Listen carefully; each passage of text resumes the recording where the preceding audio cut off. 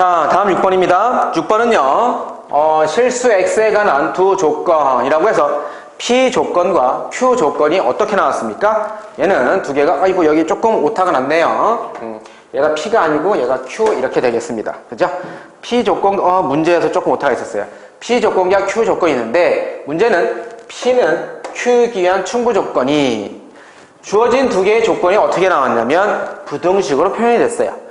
부등식으로 표현되는데 P는 Q에 기한 무슨 조건? 충분 조건이라고 했어요. 자, 그럼 요거만 잠깐 먼저 좀 분석을 해보면 P다라고 하는 조건이 있고요. Q다라고 하는 조건이 있는데 충분하다라는 것은 이렇게 가는 거죠. 그죠? P는 Q다. 그러면 조건 P를 갖고 있는 만족하는 집합을 라지 P라고 하고요. 집합을. 조건 Q를 만족하는 집합을 라지 Q라고 한다면 이 두 집합의 포함 관계는 어떻게 됩니까?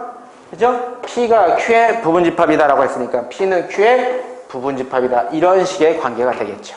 그죠?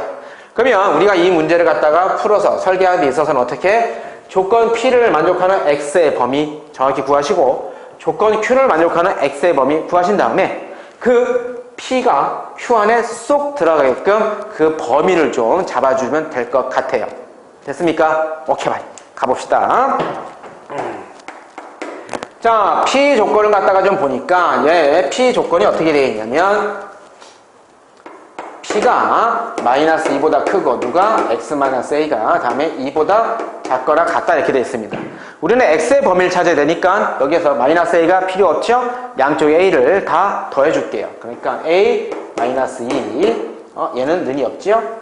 얘는 는이 없고, X, 다음 얘는 는이 있고, 넘어가서 A 플러스 2. 오케이. P 범위 정확히 나왔습니다. 다음 Q 범위 보도록 할게요. 자, Q 범위는 마이너스 1, 얘가 이쪽에 등호가 있고 2x 마이너스 3, 17 이렇게 돼 있네요. 자, 양쪽에 3씩 해주니까 2, 3씩 더해주는 겁니다. 2x, 다음에 얘는 20, 다음에 양쪽에 2로 나눠줄게요. 1, x, c, 그죠? 자, 얘가 뭡니까? 또 Q의 범위 나왔네요. 자, 그럼 얘를 갖다가 딱 보니까는 우리가 실수, 그죠? 부등호니까는 그냥 수직선 위에다가 올려놓고 포함 관계를 살펴보는 게 편할 것 같아요. 그죠? 자, 볼게요. 자, 수직선 위에다가 누가 더 큰 집합이라고 했습니까? Q가 더 큰 집합이 돼야 되죠? 그러면 Q 집합, 그리고 얘가 지금 완벽히 나왔잖아. 그죠? 얘는 A라고 하는 미지수가 들어가 있는데 얘는 미지수가 없으니까 얘가 완벽히 나온 거라고. 그럼 얘부터 먼저 기준 삼아서 그리는 게 좋습니다. 둘 중에 먼저 뭔가를 그리는 데 있어서 하나라도 더 완벽하게 나온 것을 기준 삼아서 그린다. 이것이 또 하나의 수학의 풀이하는 방법 중에 하나예요. 오케이? 자, 그럼 얘는 어떻게 된다? 1, C 해놓고 나서 보자. 얘는 색칠되고 쭉 해서 뻥 뚫리고요. 그죠? 얘가 집합 Q를 말하는 거죠. 자, 집합 P는요, 이렇게 됩니까? A-2, A 플러스 2. 그러면 A-2, A 플러스 2 해놓고 나서 얘는 뻥 뚫려 있고요. 그죠? 이쪽은 색칠되어 있네. 자, 이런 관계가 돼야 되죠? 왜? 아까 선생님이 앞에서 그랬잖아. P가 Q의 부분집합이라고. 그지? 그러니까 P가 Q보다 좀 더 작아야 돼. 안쪽에 들어가 있어야 되잖아. 자, 여러분들 이런 거 문제 풀이할 때 조심하셔야 됩니다. 주의하셔야 됩니다. 뭐냐면 이런 거 문제를 풀 때는 뭘 주의해야 되냐면 등호 조심하셔야 돼요. 등호. 언제 등호, 는이 들어가고 언제 등호, 는이 빠지는지를 정확히 여러분들이 헷갈리지 않고 정확히 쓸 수 있으셔야 됩니다. 자, 이런 거 할 때 요령입니다. 선생님이 하는 거 잘 봐. 1하고 A-2를 적어놓고 지금 딱 보니까 A-2가 1보다는 오른쪽에 있죠? 그러면 큰 거죠. 오른쪽에 있으니까. 해서 우선 부등호부터 써놓는 거야. 무조건 먼저. 얘도 마찬가지야. A 플러스 2하고 10을 써놓고 누가 더 오른쪽에 있습니까? 수직선상에서 오른쪽에 있는 게 상대적으로 큰 수잖아. 10이 얘보다 오른쪽에 있죠? 그럼 그냥 크다잖아. 그죠? 여기까지 써놓고 나서 그 다음에 주의할 거 잘 봐.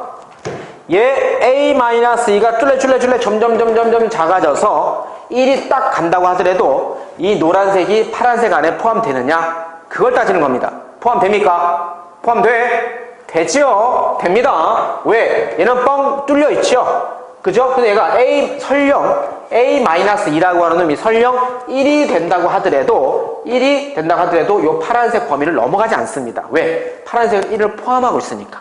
그죠? 그래서 얘는 등호가 이렇게 들어가시는 게 맞아요.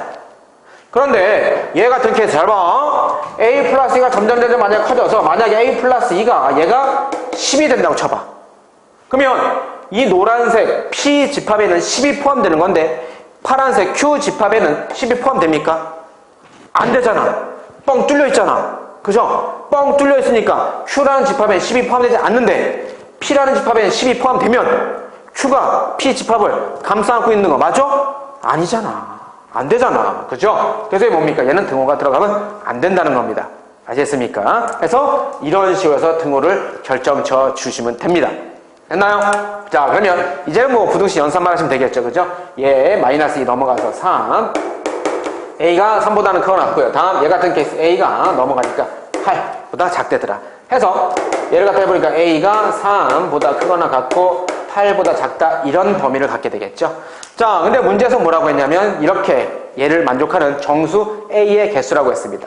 그러면 얘 안에 포함되는 정수가 뭐가 될 수 있을까요? 3은 포함되니까 등호 들어갔으니까 그죠? 5, 6, 7, 8 되니 안 되니? 안 되죠. 이런 문제 진짜 조심해야 되는 거야. 만약에 여기다가 또 등호를 써놨으면 8에도 등호 들어가서 여기 8 들어가는 겁니다. 그럼 정수의 개수가 확 달라지잖아. 그렇죠? 이런 식으로 풀었을 때가 하나, 둘, 셋, 넷, 다섯 개 해서 답은 몇 번? 4번. 이렇게 풀어야 되는데 만약에 실수로 이쪽 8에다가도 이쪽에다 많이 등호가 들어갔으면 얘는 정수의 개수가 6개로 달라지는 겁니다. 혹은 만약 이쪽에 등호를 뺐으면 정수의 개수가 또 4개로 더 줄어드는 거예요. 진짜로 이런 문제는 많이 조심하셔야 됩니다. 뭘 조심해야 된다? 등호. 어느 쪽에다가 등호를 붙여야 되고 어느 쪽에 등호를 붙이면 안 되는지를 정확하게 여러분들이 판별할 수 있으셔야 돼요. 아시겠습니까? 오케이. 그러면 다음 7번 문제 넘어가 보도록 하겠습니다.